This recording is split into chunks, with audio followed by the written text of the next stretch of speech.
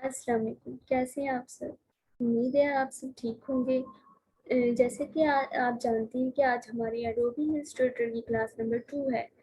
तो previous lecture में हमने डिस्कस किया था कि एडोबी इलस्ट्रेटर के फंक्शंस वगैरह के उनका ओवरव्यू मैंने आपको दिया था। और कुछ मैंने आपको ये ऊपर जो से ऑप्शन है इनके बारे में डिस्कस किया था। आर्टबोर्ड का बताया था कि आप यहाँ से साइज वगैरह आर्टबोर्ड का कैसे चेंज कर सकती हैं और उससे ये ऑप्शंस डिस्कस किए थे। आज हम टूल्स डिस्कस करेंगे।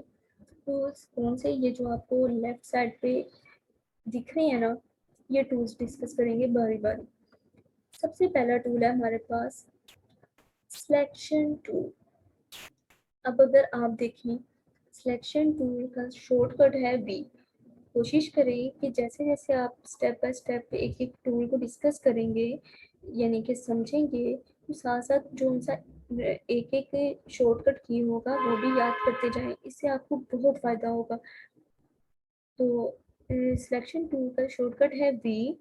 और ये काम कैसे करता है उसके लिए मैं आपको पहले कुछ बना के दिखा देती हूँ। फॉर एग्जांपल मैं एक सिंपली एक स्फीयर ड्रा कर रही हूँ, ठीक है।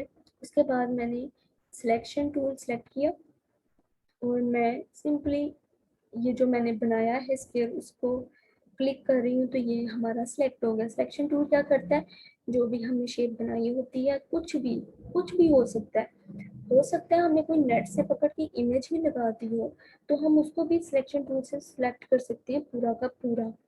अब आप देखें तो आपको ये जो बॉक्स है इसके चारों साइडों पर एक आपको छोटे छोटे पॉइंट्स शो हो रहे हैं। ये देखिए ऐसे ये वाले। सिलेक्शन टूल क्या करता है, पूरा का पूरा सेलेक्ट करता है। उससे हम क्या कर सकते हैं कि अगर हमने ये ड्रा किया ना इमेज, ये हमने इसके ड्रा किया, हम इसको जहां मर्जी जिधर भी चाहे ना मूव कर सकते हैं इजीली। तो ज़रूरी नहीं कि जो हमने आर्ट बोर्ड बनाया उसी में हम काम कर सकते हैं। हम चाहें तो ये जो आर्ट बोर्ड के बाहर वाली एरिया है वहाँ पे भी हम अपना काम किया हुआ रख सकते हैं। बट अगर आपने इसको सेव वगैरह करना है तो फिर आप कोशिश कीजिए कि जो भी काम किया है आप उसको आर्ट बोर्ड के अंदर ही फिट करें, ताकि अगर आप इसको सेव करें तो आपके आर्ट बोर्ड के अंदर जितनी भी आपकी ड्रॉ की हुई चीज़ है वो सेव हो जाए। ये ना हो आपने ये वाला एरिया यहाँ पे किया हो मूव और आप सेव कर रहे हैं फाइल में जाके, जब आप सेव कर रहे हैं तो आप पीडीएफ फाइल अगर बना रहे हैं और आप कह रहे हैं कि यूज़ आर्ट बोर्ड ऑप्शन आते हैं ना उधर के यूज़ आर्ट बोर्ड, तो अगर आपने आर्ट बोर्ड सेलेक्ट किया होगा तो आर्ट बोर्ड में जो भी कुछ आपने ड्रॉ किया होगा वही सेव होगा, उसके बाहर वाला कुछ भी सेव नहीं होगा। तो अगर आपका स्क्वायर यहाँ पड़ा है तो ये सेव नहीं होगा, इसलिए आप कोशिश करें कि अगर आपने कुछ भी ड्रॉ किया ना तो आर्ट बोर्ड के अंदर ही रहे, ठीक है। उसके बाद अगर हम चाहें तो हम इस ये जो हमने स्क्वायर ड्रॉ किया है हम सिलेक्शन टूल की मदद से इसको कहीं भी मूव कर सकते हैं। ये तो मैंने आपको बता दिया, बट एक और बात, हम ये जो हमने स्क्वायर बनाया है हम इसका साइज छोटा बड़ा भी कर सकते हैं अपनी मर्जी से। देखिए अगर मैं इसको सेलेक्ट करूँ, सेलेक्ट हो गया ना सेलेक्ट। अब अगर मैं कि इसके कॉर्नर पे अगर मैं कर्सर लेकर जाऊं तो ये मुझे कर्सर कुछ इस तरह का शो हो रहा है।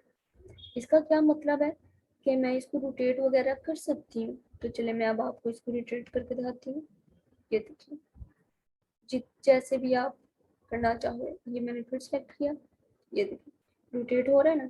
अब अगर मैं चाहती हूँ कि इसका साइज थोड़ा छोटा कर दूँ तो ये देखिए इस तरह भी छोटा हो गया। अगर मैं चाहती हूँ कि इस तरफ से भी छोटा कर दूँ तो ये देखिए इस तरफ से भी मैं छोटा कर दिया। एक तो ये हो गया, और दूसरा है कि अगर हम चाहते हैं कि इसका साइड हम इसको साइज को स्मॉल करें लेकिन इसकी जो सी शेप है वो ख़राब ना हो, तो उसके लिए हम क्या करेंगे, मैं आपको फिर से एक रैंडमली एक ना ड्रा करके दिखाती हूँ स्क्वायर। तो अब मैं चाहती हूँ कि ये बिल्कुल इक्वली रहे, इसका साइज कहीं भी इधर उधर चेंज ना हो। बस अगर मैं स्मॉल करना चाह रही हूँ स्मॉल हो जाए,